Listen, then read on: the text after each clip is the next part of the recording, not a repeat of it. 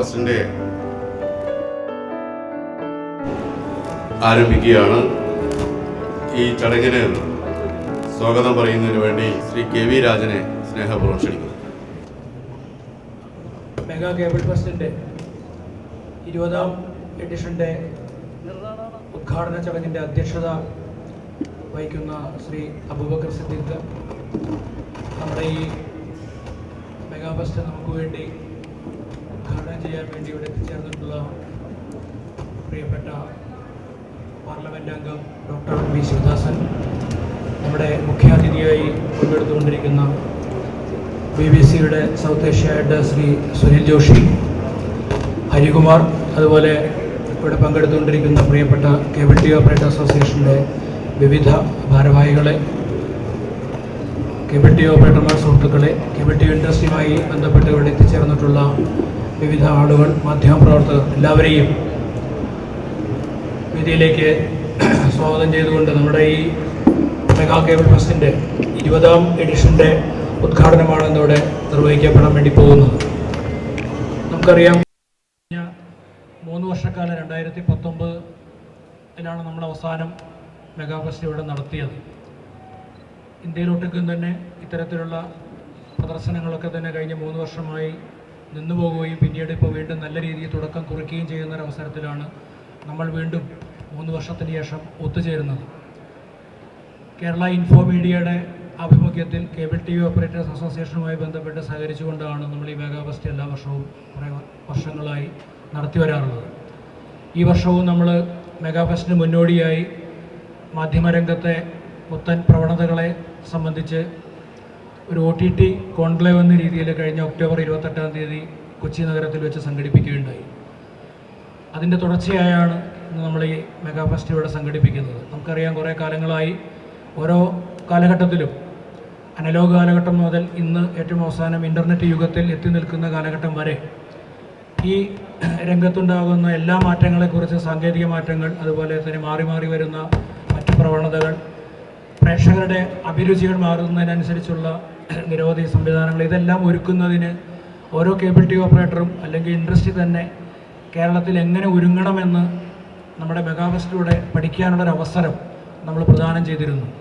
തീർച്ചയായും ഇന്ന് ഇവിടെ എത്തിച്ചേർന്നിട്ടുള്ള ഏകദേശം 100ഓളം വരുന്ന സ്റ്റാളുകളിലും ഏറ്റവും പുതിയ ടെക്നോളജിയുമായി ബന്ധപ്പെട്ടിട്ടുള്ള, അതുപോലെ തന്നെ പുതിയ പുതിയ ഉപകരണങ്ങൾ, ഇതെല്ലാം ഇതിൻ്റെ പ്രദർശനത്തിൻ്റെ ഭാഗമായി ഇവിടെ പ്രദർശിപ്പിക്കുന്നുണ്ട്. അതുമായി ബന്ധപ്പെട്ടുള്ള എല്ലാ എക്സിബിറ്റേഴ്സും ഇവിടെ എത്തിച്ചേർന്നിട്ടുണ്ട്. അവരുടെ സ്റ്റാളുകൾ ഏറെക്കുറെ പൂർണ്ണമായി ഒരുങ്ങിക്കൊണ്ടിരിക്കുകയാണ്.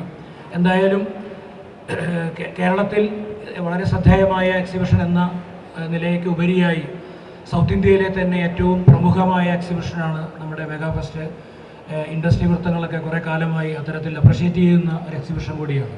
അതുപോലെ തന്നെ ഇന്ത്യയിൽ ഡൽഹിയിലും ബോംബെയിലും ഒക്കെ നടക്കുന്ന എക്സിബിഷന് ശേഷവും ഏറ്റവും ശ്രദ്ധേയമായി ആളുകൾ പങ്കെടുക്കുന്ന ഒരു എക്സിബിഷനാണ്. എല്ലാ വർഷവും 5000-6000-ഓളം വരുന്ന ആളുകളാണ് ഇവിടെ പങ്കെടുക്കാറ്. ഈ വർഷം നമ്മളത് QR കോഡ് വെച്ച് ഓൺലൈൻ രജിസ്ട്രേഷൻ സംവിധാനങ്ങളൊക്കെ ഒരുക്കിയിട്ടുണ്ട്. അതിൻ്റെ ഭാഗമായി ഇതിനകം തന്നെ അത്തരം നമ്പറുകളൊക്കെ രജിസ്ട്രേഷൻ ഇവിടെ ഓൾറെഡി ആയിക്കഴിഞ്ഞു.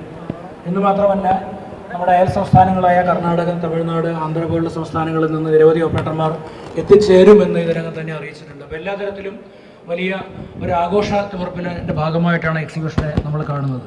ഞാനെൻ്റെ ചുമതലയിലേക്ക് കടക്കുകയാണ്. നമ്മുടെ ഈ ചടങ്ങിൻ്റെ അധ്യക്ഷത വഹിക്കുന്ന കേബിൾ TV ഓപ്പറേറ്റേഴ്സ് അസോസിയേഷൻ്റെ സാരഥി പ്രസിഡന്റ് ശ്രീ അബൂബക്കർ സിദ്ദീഖിനെ ആദ്യമായി ഞാൻ വേദിയിലേക്ക് നിങ്ങൾക്ക് ഏവർക്കും വേണ്ടി മെഗാ ഫെസ്റ്റിൻ്റെ പേരിലും സ്വാഗതം ചെയ്യുകയാണ്. നമ്മുടെ ചടങ്ങ് ഉദ്ഘാടനം നിർവഹിക്കുന്ന ശ്രീ ഡോക്ടർ വി ശിവദാസൻ, അദ്ദേഹം നിരവധി തവണ നമ്മുടെ വിവിധ വേദികളിൽ നമുക്ക് വേണ്ടി സംസാരിക്കുകയും കൂടി ചെയ്തിട്ടുള്ള ആളാണ്. അതുമാത്രമല്ല, അദ്ദേഹം മുമ്പ് KSEB ബോർഡ് മെമ്പറായിരുന്നു, രാജ്യസഭ MP ആകുന്നതിന് മുമ്പ്. അപ്പോൾ അദ്ദേഹം നമ്മുടെ വൈദ്യുതി ബോർഡ് പ്രശ്നങ്ങളുമായി ബന്ധപ്പെട്ട് ഒട്ടേറെ തവണ നമ്മൾക്ക് സഹായഹസ്തവുമായി നമുക്ക് മുമ്പിലേക്ക് വന്നിട്ടുണ്ട്. COA എന്നുള്ള പ്രസ്ഥാനത്തെ കൃത്യമായി അറിയുകയും ഓപ്പറേറ്റർമാർ ഇവിടെ നിലനിൽക്കേണ്ട ആവശ്യകത, അല്ലെങ്കിൽ മാധ്യമരംഗത്തെ ഒരു ജനകീയ ബദലായി തീരേണ്ട ആവശ്യകതയെക്കുറിച്ച് കൃത്യമായി ബോധ്യമുള്ള ഡോക്ടർ വി ശിവദാസൻ അവർകളെ ഈ മെഗാ ഫെസ്റ്റിൻ്റെ പേരിൽ, കേബിൾ TV ഓപ്പറേറ്റർ അസോസിയേഷൻ്റെ പേരിലും ഈ വേദിയിലേക്ക് നിറഞ്ഞ മനസ്സോടെ സ്വാഗതം ചെയ്യുകയാണ്. I would like to invite Mr. Sunil Joshi, KCC Head of South Asia. Warm welcome to Mr. Sunil Joshi in this occasion.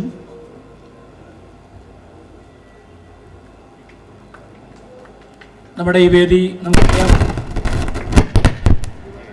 വളരെ പരിചയപ്പെടുത്തേണ്ട ആവശ്യമില്ലാത്ത നമ്മുടെ ശ്രീ N.E. ഹരികുമാർ, അദ്ദേഹം OTT കോൺക്ലേവ് ആയാലും മുൻകാലങ്ങളിലൊക്കെ തന്നെ കേബിൾ സ്കാൻ മുതലിങ്ങോട്ട് നമ്മുടെ സന്തത സഹചാരിയായി നമ്മളോടൊപ്പം അനുയാത്രികനായിട്ട് നമ്മുടെ കൂടെയുണ്ട്. അദ്ദേഹവും ഏതാനും ദിവസങ്ങളായി ഈ മെഗാഫെസ്റ്റ് വിജയിപ്പിക്കുന്നതിൻ്റെ ഭാഗമായി ഇവിടെ കൊച്ചിയിൽ ഉണ്ട് നമ്മളോടൊപ്പം. അദ്ദേഹത്തെ ഔപചാരികമായി വേദിയിലേക്ക് ഞാൻ സ്വാഗതം ചെയ്യുകയാണ്. അതുപോലെ ഗോവിന്ദേട്ടൻ, KCCLൻ്റെ ചെയർമാനായ ഗോവിന്ദേട്ടനെ വേദിയിലേക്ക് സ്വാഗതം ചെയ്യുന്നു.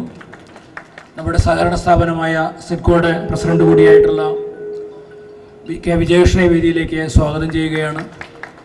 അതുപോലെ തന്നെ ഇവിടെ വേദിയിൽ സദസ്സിലുമുള്ള കേബിൾ ടി ഓപ്പറേറ്റർമാരുടെ കേബിൾ ടി ഓപ്പറേറ്റർ അസോസിയേഷൻ്റെ ഭാരവാഹികളായ എക്സിക്യൂട്ടീവ് സംസ്ഥാന വൈസ് പ്രസിഡന്റുമാർ, സെക്രട്ടറിമാർ, അതുപോലെ എക്സിക്യൂട്ടീവ് കമ്മിറ്റി അംഗങ്ങൾ, സംസ്ഥാന കമ്മിറ്റി അംഗങ്ങൾ, ഇവിടെ സന്നിഹിതരായിട്ടുള്ള നിരവധി എക്സിബിറ്റേഴ്സ്, അതുപോലെ ബ്രോഡ്കാസ്റ്റിംഗ് കമ്പനിയുടെ പ്രതിനിധികൾ, മാധ്യമപ്രവർത്തകർ, കേബിൾ ടി ഓപ്പറേറ്റർമാർ, ഇനി വിട്ടുപോയിട്ടുണ്ടെങ്കിൽ ആരെങ്കിലും ഉണ്ടെങ്കിൽ അവരെ എല്ലാവരെയും ഈ വേദിയിലേക്ക് നിറഞ്ഞ മനസ്സോടെ സ്വാഗതം ചെയ്തുകൊണ്ട് ഈ ചടങ്ങിൻ്റെ തുടർന്നുള്ള നിയന്ത്രണം ഏറ്റെടുക്കാൻ വേണ്ടി ബഹുമാനപ്പെട്ട സംസ്ഥാന പ്രസിഡന്റ് അബൂബക്കർ സിദ്ദീഖിനെ ക്ഷണിച്ചുകൊണ്ട് നിർത്തുന്നു. നമസ്കാരം. ബഹുമാന്യനായ MP ശ്രീ ശിവദാസ്, ശ്രീ സുനിൽ ജോഷി, ശ്രീ KV രാജൻ, ഗോവിന്ദേട്ടൻ, വിജയകൃഷ്ണൻ, ഹരികുമാർ, മറ്റു പ്രിയമുള്ളവരെ, ഇവിടെ സൂചിപ്പിച്ചതുപോലെ സൗത്ത് ഇന്ത്യയിലെ ഡിജിറ്റൽ IT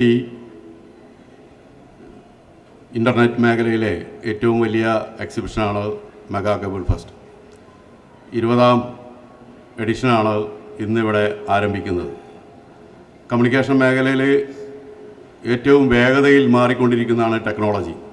അപ്പോൾ തീർച്ചയായും ടെക്നോളജിയിലെ മാറ്റങ്ങളും അതിനനുയോജ്യമായ ഹാർഡ്വെയർ എക്യുപ്മെൻറ്റുകളെക്കുറിച്ചും മറ്റുമുള്ള വിപുലമായ പഠനങ്ങൾക്ക് ഗുണകരമാവുന്ന രീതിയിലാണ് ഈ എക്സിബിഷൻ സംഘടിപ്പിച്ചിട്ടുള്ളത്. കൂടുതൽ കാര്യങ്ങളിലേക്ക് കടക്കുന്നില്ല, എക്സിബിഷൻ ആരംഭിക്കേണ്ട സമയങ്ങളായിട്ടുണ്ട്. ഈ ചടങ്ങ് ഔപചാരികമായി ഉദ്ഘാടനം ചെയ്യുന്നതിന് വേണ്ടി ബഹുമാന്യനായ MP ശിവദാസ് അവറുകളെ ക്ഷണിക്കുകയാണ്.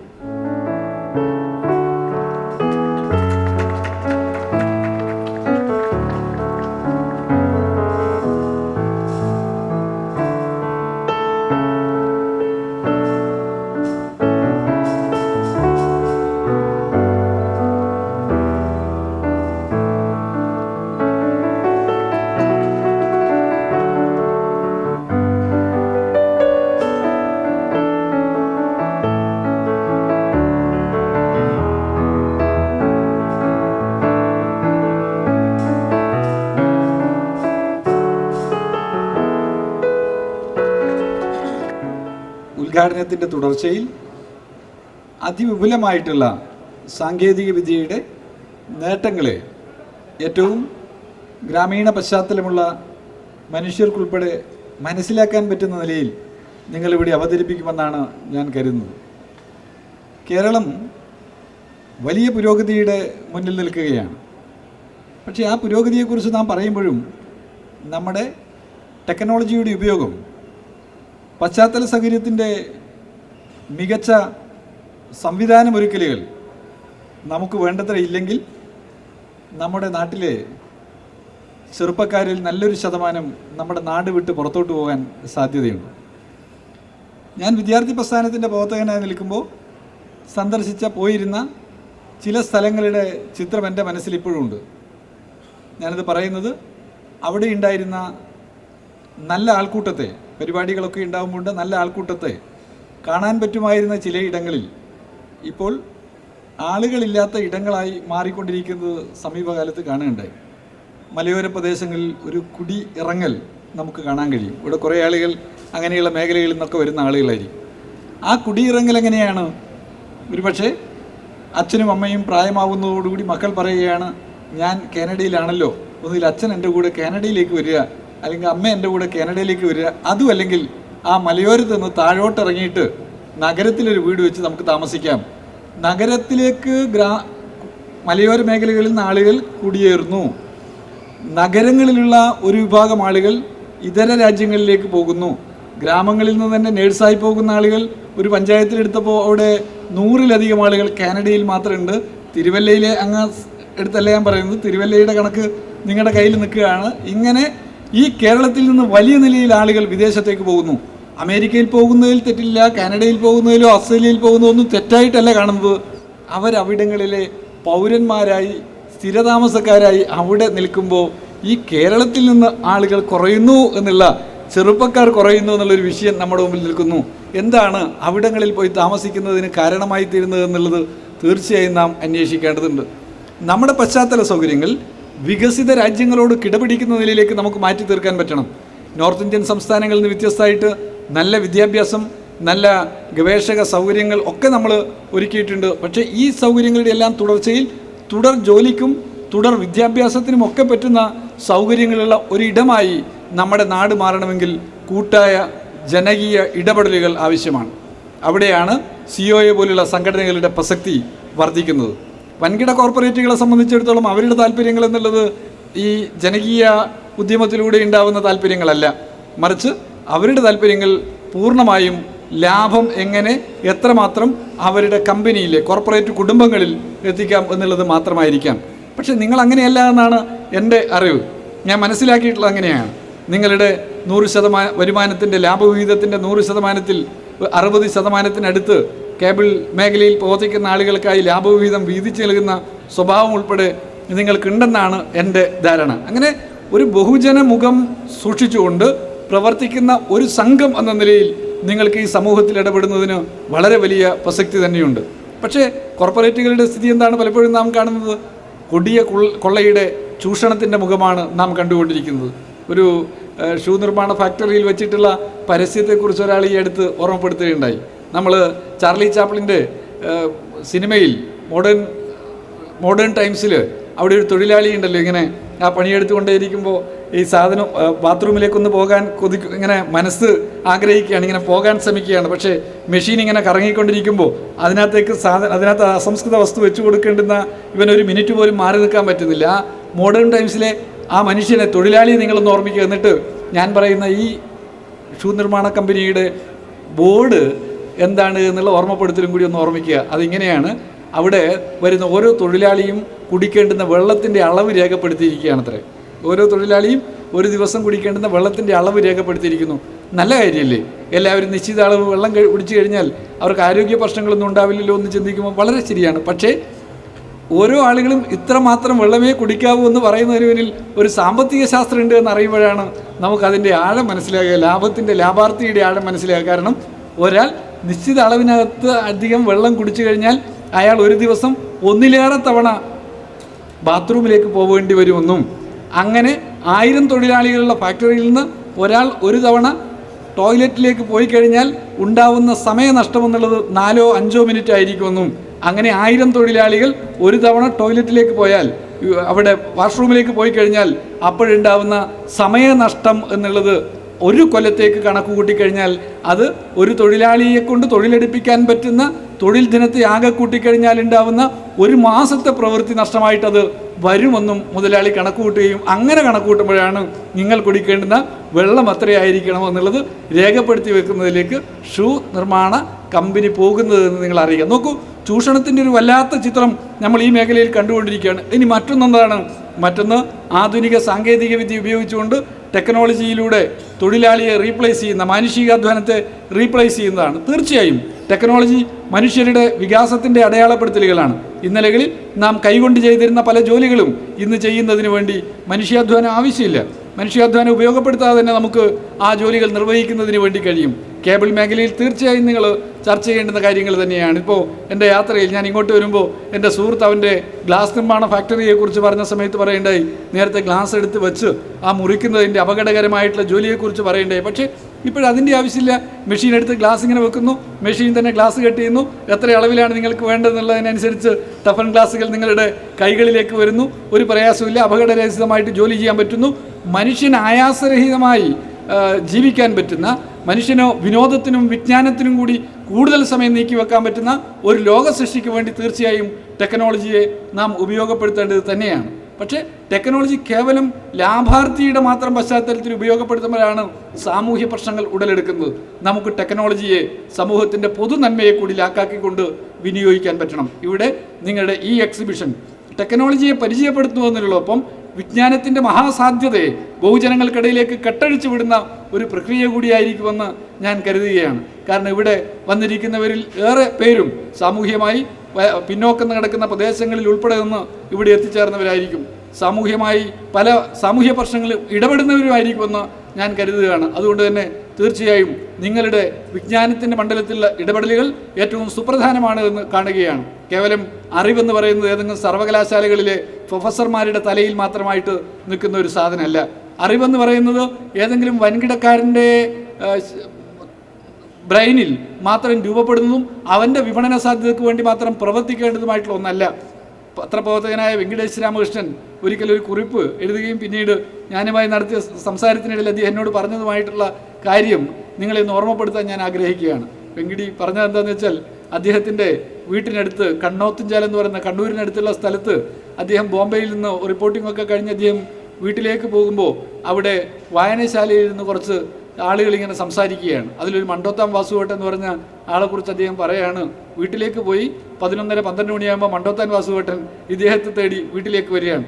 വീട്ടിൽ വന്ന് ചോദിക്കുകയാണ്, വെങ്കിടി, രണ്ടാം ലോക യുദ്ധകാലത്ത് ഒരിക്കലും വിട്ടുകൊടുക്കാൻ പാടില്ലാത്ത ഒരു റിപ്പബ്ലിക്ക് എന്ന് സ്റ്റാലിൻ പറഞ്ഞ ഒരു റിപ്പബ്ലിക് ഉണ്ടല്ലോ, അത് ഏതായിരുന്നു ആ റിപ്പബ്ലിക്ക് എന്ന് വെങ്കടേശ് രാമകൃഷ്ണനോട് ചോദിക്കുകയാണ്. അപ്പോൾ വെങ്കടേശ് രാമകൃഷ്ണൻ പറയാണ്, തൊഴിലാളിയായ മനുഷ്യനാണ് ചോദിക്കുന്നത്. വെങ്കടേശ് രാമകൃഷ്ണൻ പറയാണ്, എനിക്കറിയില്ല, ഞാൻ നിങ്ങൾക്ക് നാളെ രാവിലെ പറഞ്ഞുതരാം വാസുവേട്ടാന്ന് പറയാണ്. അപ്പോൾ ഇദ്ദേഹം പറയാണ്, ഞാൻ വിചാരിച്ച് നീ വലിയ പത്രക്കാരനായതുകൊണ്ട് നിനക്ക് വിവരം ഉണ്ടാവുമെന്നാണ് ഞാൻ കരുതിയത്, പക്ഷേ നാളെ നീ പറഞ്ഞു തരാം, നാളെ ഞാൻ എനിക്ക് അങ്ങോട്ട് പറഞ്ഞു തരാമെന്ന് പറഞ്ഞിട്ട് ഇദ്ദേഹം പോവുകയാണ്. പിറ്റേ ദിവസം രാവിലെ ഈ വാസുവേട്ടൻ എന്ന് പറയുന്ന തൊഴിലാളിയായ മനുഷ്യൻ രാവിലെ വന്നിട്ട് വീട്ടിന് മുട്ടുകയാണ്, പുലർകാലം മുട്ടുകയാണ്. വെങ്കിടി പറയാണ്, മുട്ടിയിട്ട് ചോദിക്കുകയാണ്, ഞാൻ ഇന്നലെ ചോദിച്ചില്ലേ, ആ ചോദ്യത്തിൻ്റെ ഉത്തരം ഇതായി മാതൃഭൂമി പത്രത്തിലുണ്ട്, പഴയ കട്ടിങ്സും എടുത്തിട്ടാണ് വരുന്നത് എന്നിട്ട് പറയുകയാണ്, അത് ഉക്രൈനാണ്.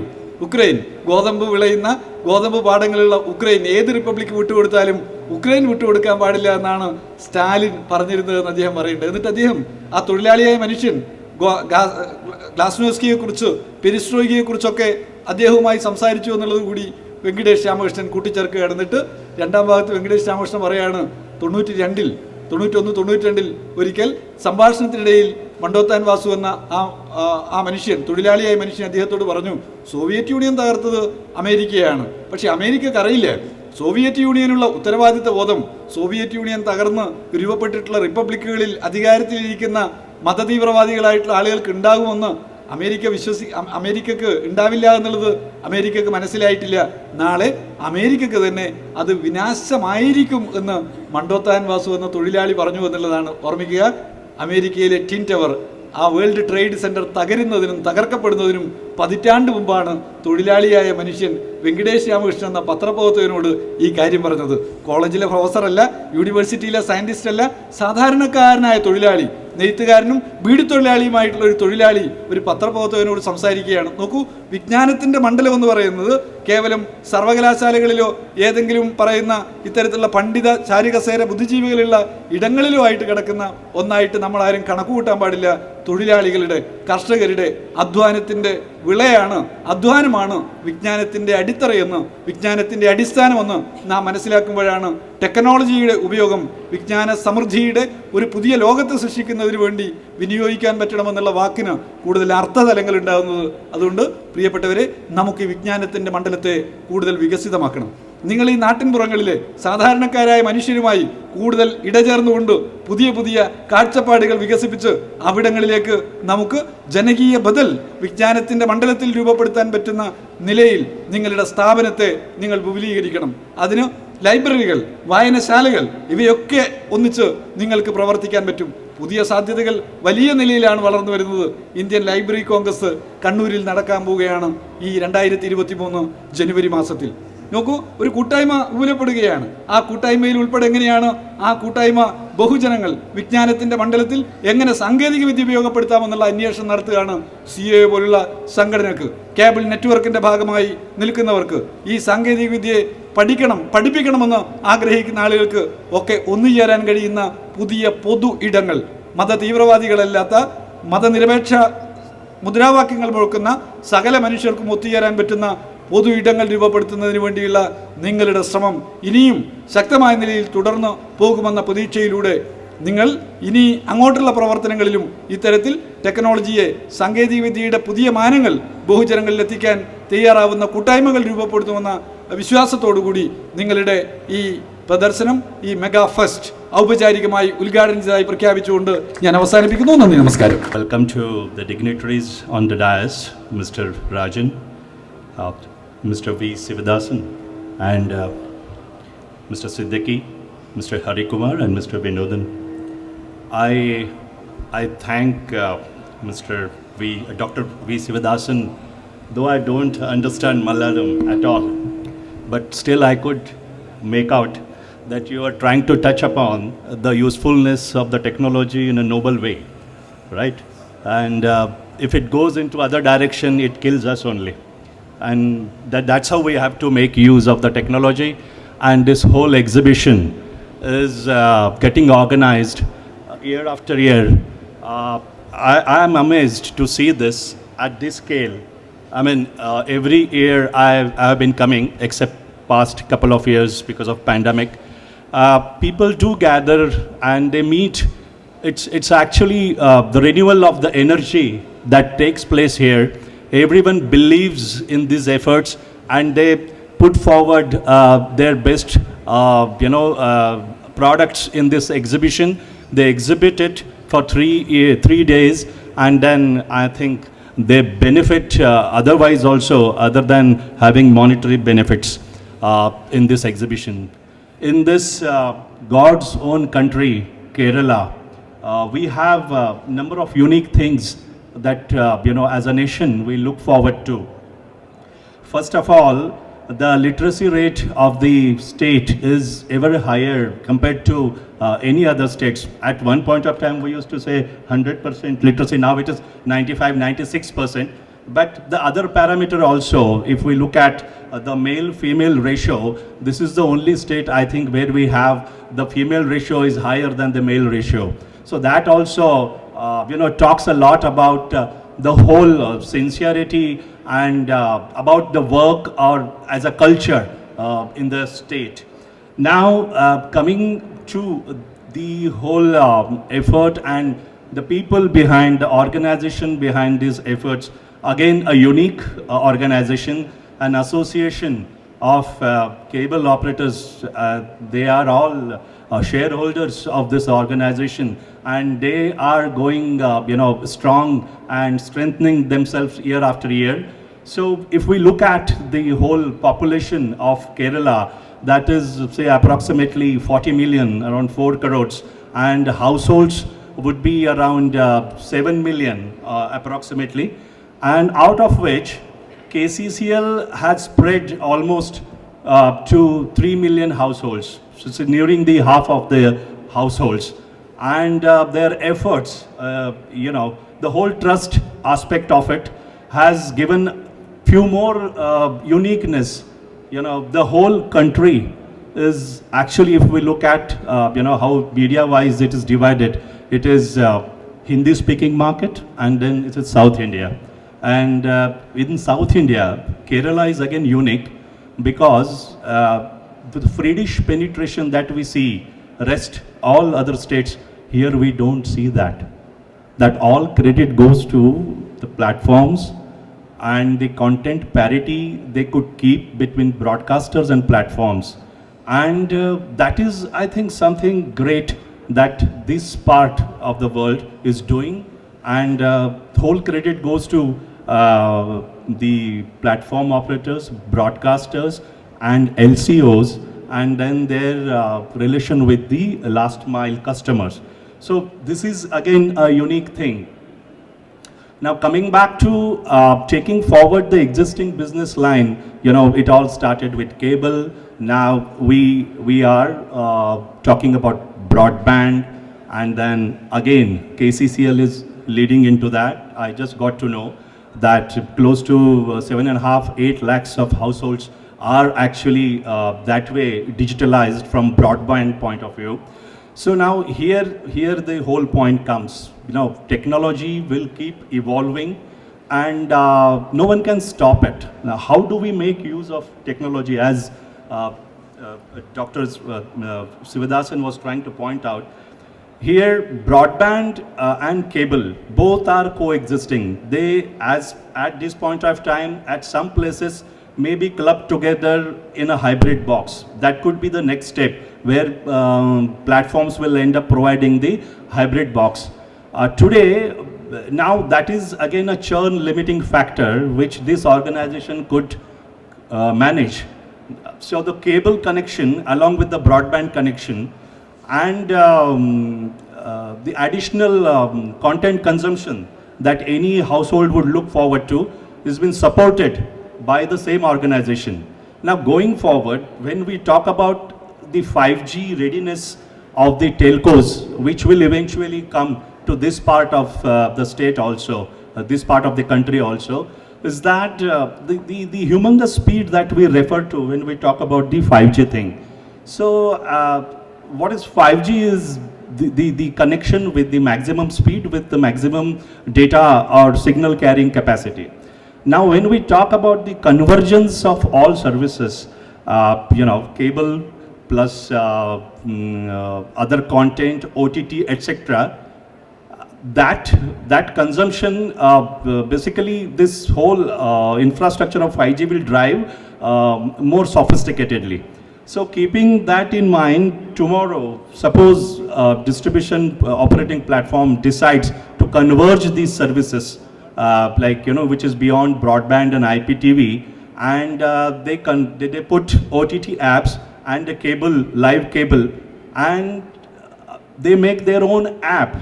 Suppose KCCL tomorrow decides to come out with their own app, which will have 360-degree solution, your entire cable catering to the type of audience that we see, which is they are comfortable, which is appointment viewing, because people do plan their day and then they spare some time for their entertainment, which is typically referred as a prime time in the evening.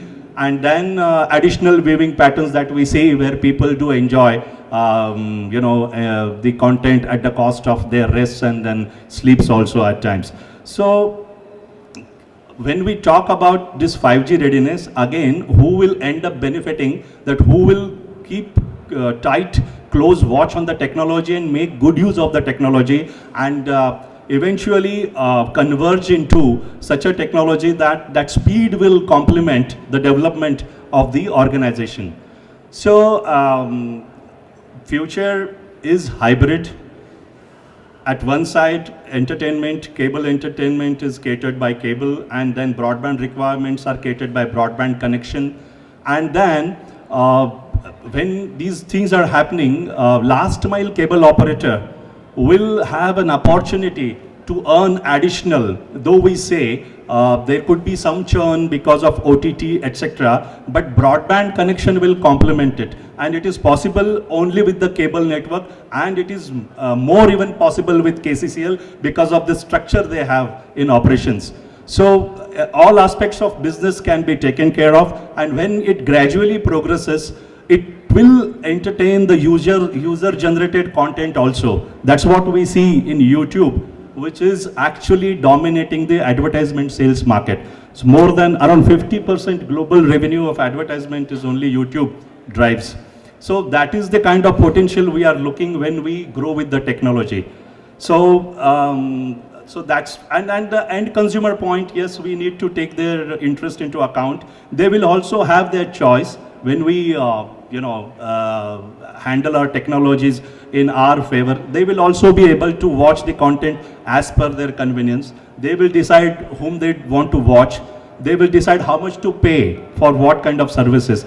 And packaging also will rule. Now packaging, I don't relate to only cable TV channel packaging. I relate to OTT plus cable and other digital products. And now when I talk about digital products, digital and hybrid product is what is basically a interrelation between linear and digital becomes the hybrid as a service. And that is going to happen. The linear services, as per the surveys conducted across the Asia Pacific, etc., this subcontinent is going to continue with the linear at least for next 7 to 10 years. and then digital will have to collaborate with linear and offer the hybrid solution. Then only digital penetration is possible. So that's what it is saying. So India's story, along with the states here, all is the linear plus digital, which is hybrid. And this hybrid service will ensure both the technologies, and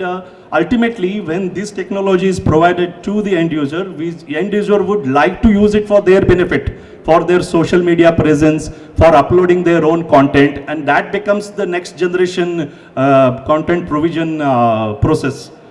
So with these broad horizon and the possibilities of the technology, etc., I wish KCCL will sail through all these things and come on a horizon as a bright shining star. I wish all the best always to them. Thank you.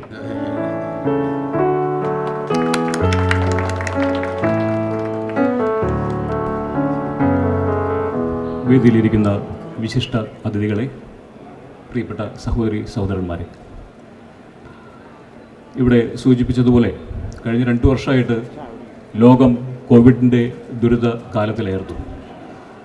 ആ സമയത്തും വലിയ വളർച്ച രേഖപ്പെടുത്തപ്പെട്ട ഒരു മേഖലയാണ് ബ്രോഡ്കാസ്റ്റിങ്ങും cable T വിയും digital മാധ്യമ മേഖല മൊത്തത്തിൽ. അതിൻ്റെ ഒരു ഉണർവ് ഈ വർഷത്തെ എക്സിബിഷനിലും പ്രകടമാണ്. വളരെ താല്പര്യത്തോടു കൂടിയാണ് ടെക്നോളജി കമ്പനികളും ബ്രോഡ്കാസ്റ്റേഴ്സൊക്കെ ഈ വേദിയിൽ നമ്മളോടൊപ്പം ഒത്തുചേർന്നിരിക്കുന്നത്. ഈ നല്ലൊരു തുടക്കം ഇവിടെ ആരംഭിച്ചു കഴിഞ്ഞു. ഈ വേദിയിൽ അധ്യക്ഷത വഹിച്ച Shri Abubakar Siddique, state president of COA, അദ്ദേഹത്തെ നമുക്ക് വേണ്ടി നന്ദി പ്രകാശിപ്പിക്കാം. ഈ ചടങ്ങ് ഉദ്ഘാടനം ചെയ്ത ഡോക്ടർ വി ശിവദാസൻ നമുക്കെല്ലാവർക്കും സുപരിചിതമായ മുഖമാണ്. അദ്ദേഹം വളരെ ഇൻസൈറ്റ്ഫുള്ളായിട്ട് തന്നെ ടെക്നോളജിയും അതിൻ്റെ സാമൂഹ്യ രാഷ്ട്രീയ പ്രതിബദ്ധതയെക്കുറിച്ചും പ്രാധാന്യത്തെക്കുറിച്ചൊക്കെ നമ്മളോട് സംസാരിച്ചു. അദ്ദേഹത്തെ ഈ ചടങ്ങിന് വേണ്ടി നന്ദി പറയാം. And we also have Sunil Joshi. It's a great privilege for us to have him for this function. He delivered an excellent keynote address. I thank him very much for this Mega Cable Fest. And this is also a special occasion for BBC. They are celebrating their 100 years of broadcasting. The world's pioneering broadcasting company. It's a privilege for us to have a key representative of BBC on this dais. Thank you, Mr. Sunil Joshi. ഈ ചടങ്ങിൽ സ്വാഗതം ആശംസിച്ച KV Rajan, state secretary COA, ഈ ഔപചാരികമായിട്ട് നന്ദി പറയുന്നു. ഗോവിന്ദേട്ടൻ, വിജയകൃഷ്ണൻ, പിന്നെ ഇവിടെ ഈ ചടങ്ങിൽ എത്തിച്ചേർന്നിരിക്കുന്ന എല്ലാ ഓപ്പറേറ്റേഴ്സ്, മാധ്യമപ്രവർത്തകർ എല്ലാവരെയും നന്ദി അറിയിക്കുകയാണ്. പ്രത്യേകിച്ചും നമ്മുടെ എക്സിബിറ്റേഴ്സ് 90ഓളം സ്റ്റാളുകൾ നമ്മളിവിടെ ഒരുക്കിയിട്ടുണ്ട്. അവിടെ വളരെ എക്സലൻ്റായ രീതിയിൽ തന്നെ അവർ എല്ലാം അറേഞ്ച് ചെയ്തുകൊണ്ടിരിക്കുകയാണ്. എല്ലാ എക്സിബിറ്റേഴ്സിനും മാധ്യമ പ്രവർത്തകർക്കും നമ്മുടെ ഈ KCCLൻ്റെയും COAയുടെയും എല്ലാ മെമ്പേഴ്സിനും എല്ലാ സഹപ്രവർത്തകർക്കും നന്ദി അറിയിക്കുന്നു.